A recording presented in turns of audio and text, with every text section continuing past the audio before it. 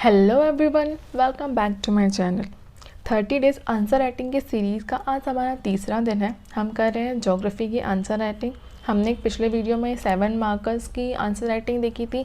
आज हम देखेंगे 2 मार्कर्स हम कैसे प्रिपेयर कर सकते हैं। ठीक है दोस्तों, हम ये फॉर्मेटिंग इसलिए कर रहे हैं क्योंकि ये बहुत ज़्यादा इम्पॉर्टेंट है।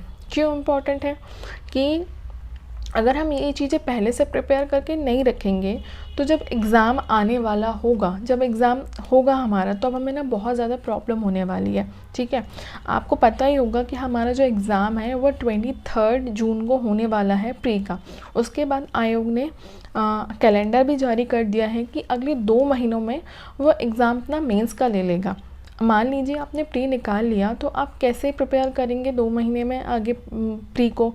तो आप पढ़ाई तो कर रहे हैं, रीडिंग सब करते हैं, बुक सब पढ़ते हैं, सारी बुक सब लोग पढ़ते हैं, सेम चीज़ें पढ़ते हैं, लेकिन हम फॉर्मेटिंग नहीं करते, आंसर लिखकर नहीं देखते कि कैसा। आपको लगता है हमने पढ़ा, अच्छा हिमालय पढ़ा, हाँ हमसे बन जाएगा, लेकिन जब एग्ज़ाम हॉल में आप जाके बैठते हो ना तो दिमाग में कुछ चीज़ें नहीं आती। आपको प्रैक्टिस करनी पड़ती है, लिख कर प्रैक्टिस करनी पड़ती है, टेस्ट सीरीज़ ज्वाइन करनी पड़ती है, और आप अभी टेस्ट सीरीज़ ज्वाइन नहीं कर सकते।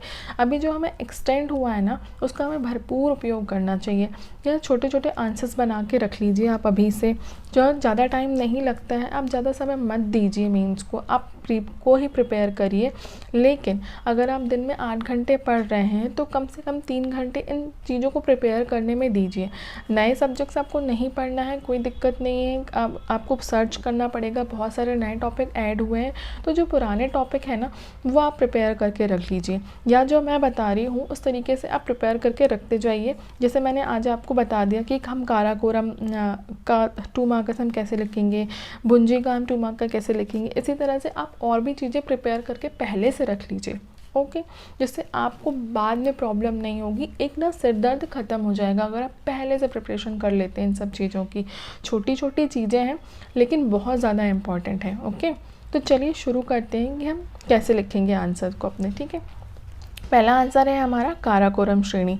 ठीक है, काराकोरम श्रेणी जो है वो हमारा ट्रांस हिमालय का भाग है। ओके, तो इसलिए सबसे पहले हम ये लिख देंगे कि कहाँ वो स्थित है। ठीक है, जैसे अब ये रेंज पूछा है, काराकोरम एक रेंज है, पर्वत श्रेणी है। ठीक है, तो हम सबसे पहले उसका क्या बताएंगे, हम उसकी अवस्थिति बता देंगे कि वो कहाँ स्थित है। ओके, ठीक है, तो वो स्थित है ट्रांस हिमालय का एक भाग है काराकोरम। ठीक है, फिर इसकी कुछ विशेषताएं हम वो बता देंगे, है ना।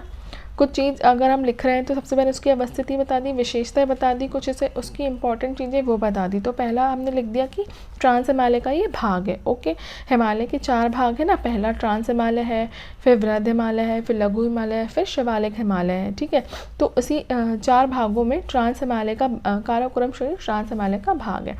ठीक है, अब भारत की सबसे ऊँची चोटी केटू का नाम सुना होगा आपने, है ना।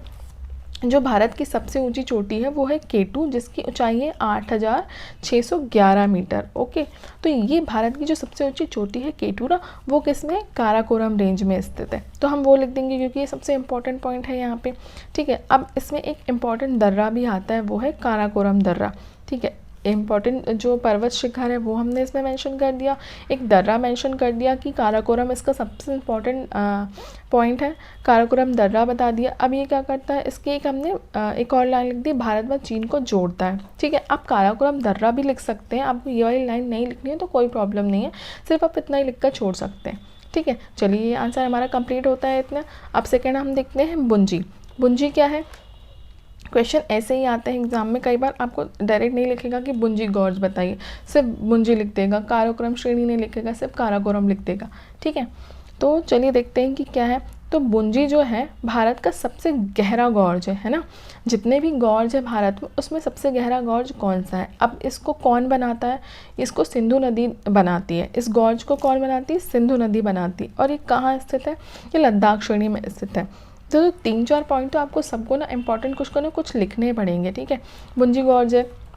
अब मान लीजिए आपको कुछ याद नहीं आ रहा है तो आप इसको इतना तो याद आ जाएगा कि आपको ये क्या है, तो ये एक गॉर्ज है, तो लिख दीजिए भैया एक गॉर्ज है ये। ठीक है। अब आपको ये याद नहीं आ रहा किसके द्वारा निर्माण किया गया है, तो आप सिर्फ इतना लिख सकते हैं कि ये भारत का सबसे गहरा गॉर्ज है और लद्दाख श्रेणी में स्थित है, इतना भी चल जाएगा। आपको सिंधु नदी नहीं याद आ रहा, मत लिखिए, कोई दिक्कत नहीं है। लेकिन कोशिश करिए कि आप जितना भी कुछ आपको आ रहा है, पर गलत इन्फॉर्मेशन नहीं देनी है आपको, है ना। ऐसा कुछ भी नहीं लिखना है, जितना आ रहा है, जितनी चीज़ें आपको याद है आप लिखिए, अपने मन से कुछ भी बना कर मत लिखिए, है ना। नंबर तो नहीं मिलने वाले कुछ भी लिखने से, क्योंकि ये यूनिवर्सिटी का एग्ज़ाम नहीं है। ओके, तो ये 3 पॉइंट्स हम लिख देंगे। भारत का सबसे गहरा गॉर्ज है, सिंधु नदी द्वारा निर्मित है और लद्दाख श्रेणी में स्थित है। ठीक है, ये 3 पॉइंट्स हो गए। अब एक और हम देख लेते हैं, दर्रे के ऊपर क्वेश्चन देख लेते हैं। ठीक है, एक हमने एक रेंज के ऊपर देख लिया, काराकोरम रेंज के ऊपर देख लिया, एक हमने गॉर्ज के ऊपर क्वेश्चन देख लिया। अब एक हम दर्रे के ऊपर देख लेते हैं कि हम इसमें क्या लिखेंगे। हमने देख लिया एक दिफू दर्रे के ऊपर क्वेश्चन देख लिया कि दिफू दर्रे में हम क्या लिखेंगे। अब इसकी भी हम बता देंगे कि कहाँ स्थित है। यह स्थित है अरुणाचल प्रदेश में स्थित है, और इसकी एक हम इम्पोर्टेंस बता देंगे, विशेषता बता देंगे कि अरुणाचल प्रदेश को म्यांमार से जोड़ता है। ठीक है, ये अरुणाचल प्रदेश में स्थित है और अरुणाचल प्रदेश और म्यांमार को ही जोड़ता है। अब ये भारत, चीन और वर्मा की सीमाओं के पास स्थित है। ये 3 देशों की सीमाओं के पास स्थित है, ये इम्पॉर्टेंट पॉइंट है। ठीक है, अरुणाचल प्रदेश को म्यांमार से तो जोड़ता ही जोड़ता है, लेकिन ये भारत, चीन और वर्मा की सीमाओं के पास स्थित है। तो हम ये सारी चीज़ें भी हम इसमें बता देंगे। ठीक है, तो ये 3 क्वेश्चन हमने लिख दिए हैं। आप घर पे और भी सारे क्वेश्चंस की प्रैक्टिस करिएगा। ठीक है, और भी क्वेश्चन ढूंढ के आप प्रैक्टिस करिएगा। अगर आप बोलते हैं कि मैं आपको और भी क्वेश्चन दे सकती हूँ प्रैक्टिस करने के लिए, आप अपने सजेशंस मुझे कमेंट सेक्शन में दे सकते हैं। आज के लिए इतना ही, कल मिलते हैं नेक्स्ट वीडियो में। Thank you so much.